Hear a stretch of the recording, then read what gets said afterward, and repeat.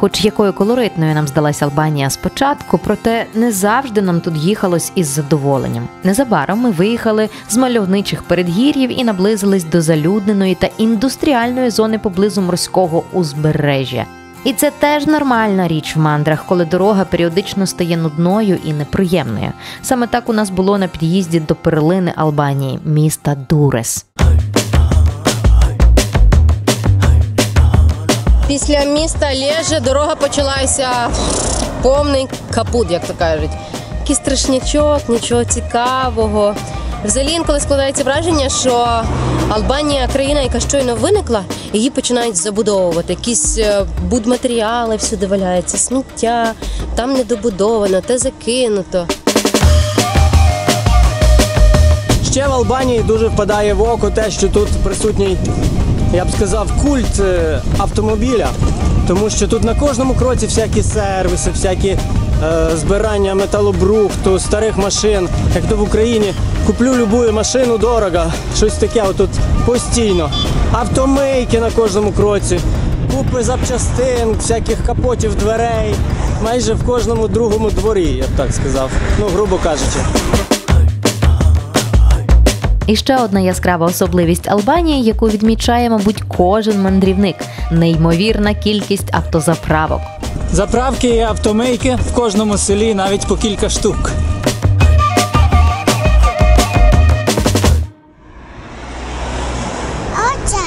Банани? Ні, оце. А це така квітка банана. В Азії, знаєте, теж варять їжу, а листя використовують як тарілочки. Навіть не думали, що в Албанії ростуть банани. Ну, правда, вони тут висаджені біля хати, як такі декоративні для краси, напевно, але все ж вони тут ростуть. І плоди дають, причому. Вон зелені бананчики, бачиш, Маркус? Зупинилися спеціально, щоб Маркові показати, бо він ще ніколи не бачив, як ростуть банани.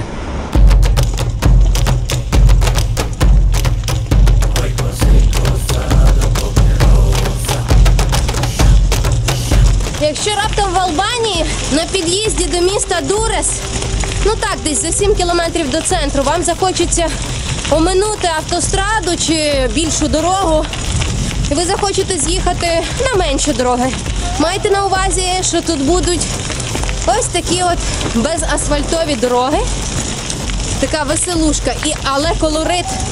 Дивіться, дітлахи сидять, дивляться, що то їде таке. Зараз будемо їм махати. Махає, Марко? Чао, привіт! Марику, запхай ногу. І дівчинці махай. Привіт, привіт!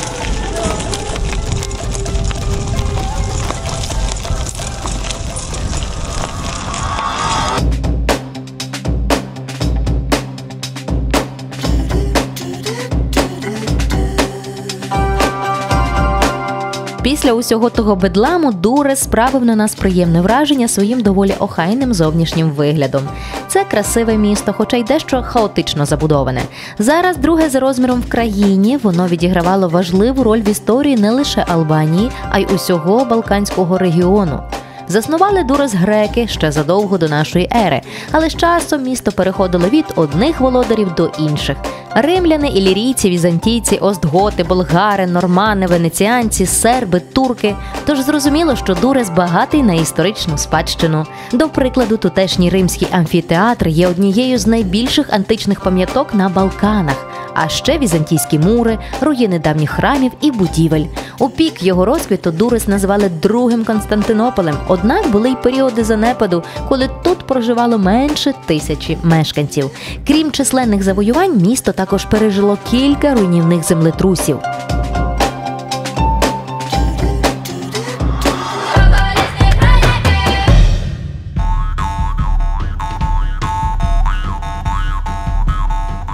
Ось уже як тиждень ми зупинилися в такій місцевості, яку тутешні жителі називають пляжі. Чому так? Тому що тут починаючи від міста Дурес, яке, до речі, 5 кілометрів від нас, є така лінія, прибережна смуга пляжів, яка має довжину 16 кілометрів. І саме тут в сезон тьма туристів, відпочивальників, всі приїжджають сюди засмагати, ніжитися на пляжах і купатися в Адріатичному морі. Саме тут, як кажуть місцеві, найкращі пляжі Албанії, саме тут найчистіша вода в Адріатичному морі, вся інфраструктура і велетенський плюс поруч столиця Албанії, Тірана, до якої десь 35-40 кілометрів звідси, і, повторюся, 5 кілометрів до центру міста Дуреса, а Дурес – це порт, який з'єднує Албанію з Італією. Тобто ви собі можете уявити, що тут відбувається в сезон.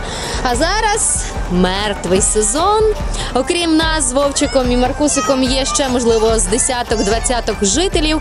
Кілька відкритих магазинів. Під час сезону їх тут 10 чи 20, зараз лише 3 відкриті. І ось ця прекрасна бейкері, в яку ми зараз йдемо, бо Марко хоче щось з'їсти. Ідемо.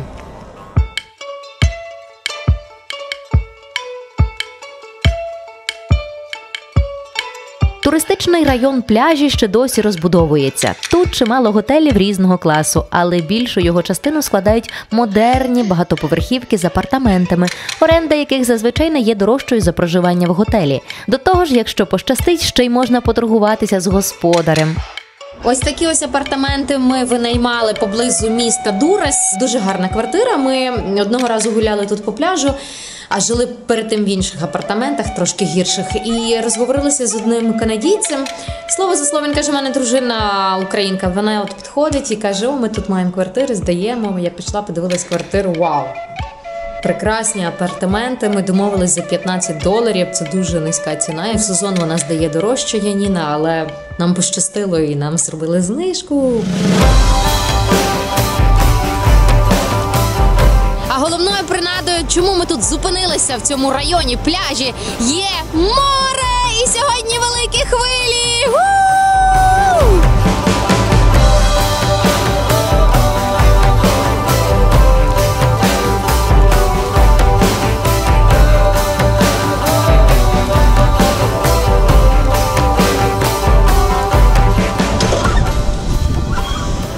Звісно, на албанських пляжах немає тої естетики, яка була в Хорватії.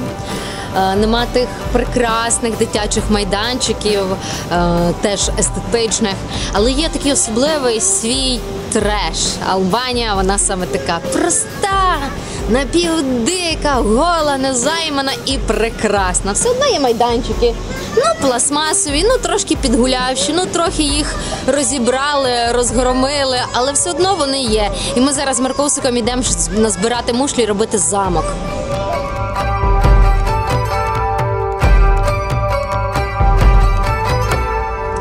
Звісно, це дуже хороша ідея, цей комплекс, і видно, що тут албанці вкладають багато праці для того, щоб розбудувати, розвинути цей комплекс. І справді він велетенський, він міг би бути шикарним. Але, ви знаєте, воно не дотягує до того рівня, що ми бачили, наприклад, в тій же Хорватії. За багатьма параметрами. Багато занедбаних будинків. Можливо, через те, що вони півроку стоять, вони трошки руйнуються, їх потім ніхто не підправляє, не підфарбовує. Також, що для нас дуже дивно, і ми не уявляємо подібної ситуації в хорватських таких комплексах. Наприклад, що тут взагалі немає банкомата в такому великому мікрорайоні, можна так сказати, і немає взагалі можливості розплачуватись картками. Ми йдемо в магазин чи кафе, питаємо, чи можна карткою. Ні, не можна. Виходить, що ми повинні їхати в місто за кілька кілометрів, щоб зняти кеш, приїхати сюди і купити чи посидіти в кафе. Ось, наприклад, ось цей майданчик зі сміттям. Я думаю, він вже багато років в такому стані. І, напевно, прекрасний вид з усіх цих будинків.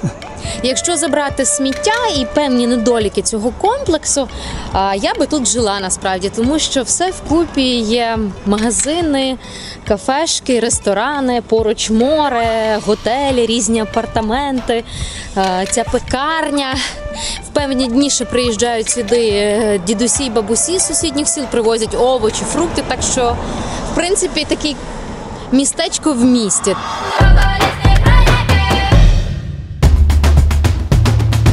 Покинувши Дуррес, ми при першій нагоді звернули на сільську дорогу, адже найбільше в мандрах любимо їхати по глибинці, там, де можна побачити справжнє життя країни.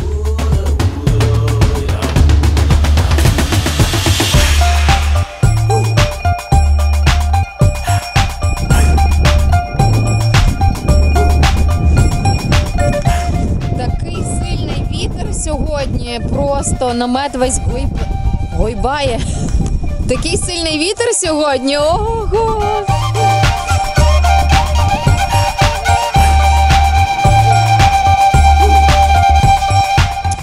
Єдине, чого мені бракує, столика. Треба придумати, як перевозити столики і крісла. Албанське село як село, майже як в Україні. Хтось з самого ранку порається по господарству. От, наприклад, цей чоловік вже маслини збиває палицею з дерева. Там хтось стоїть на дорозі, спиняє будь-який транспорт, щоб доїхати до найближчого міста. Хтось їде на бричці, на ослах, на конях, на тракторах. Одним словом, життя в селі вирує.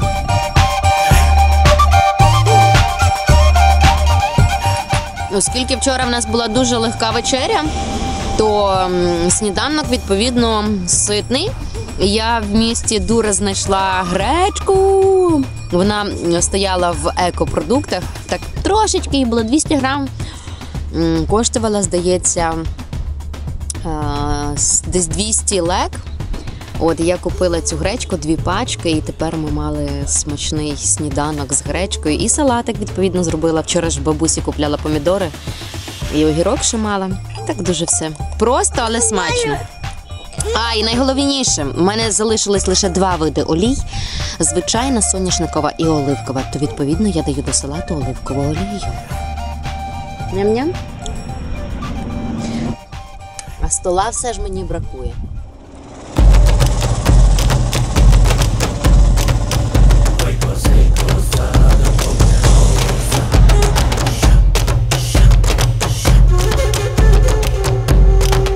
А ще в тутешніх селах можна часто побачити, як люди пасуть, так би мовити, отару індиків. Так як в нас на селах корів пасуть, тут так само індиків.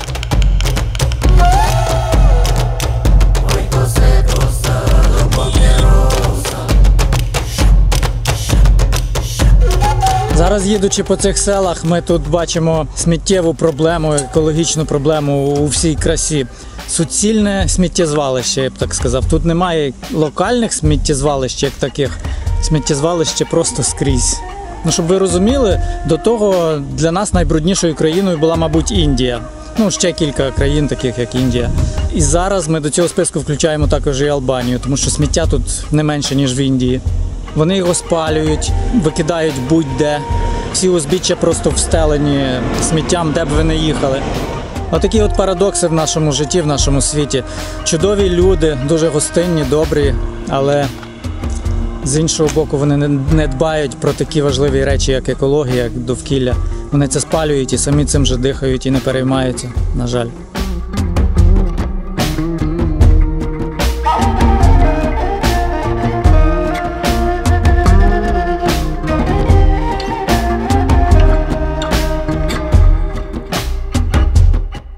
Де не взялися евкаліпти, як в Австралії, то так трошки розбавляє цю депресуху.